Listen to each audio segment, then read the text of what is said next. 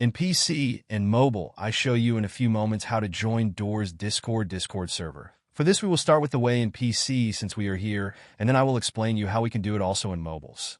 To do this, click on the Discover icon that we can see in the lower left corner of our application.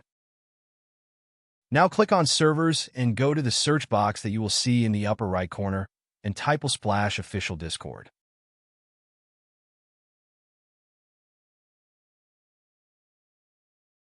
Now click on the server we are looking for, and then click on the Join button at the top of our Discord application.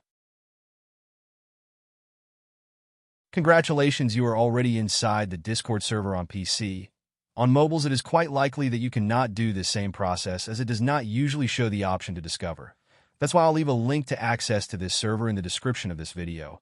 Simply access the description and click on it, and thereby automatically access the Discord server without doing anything else.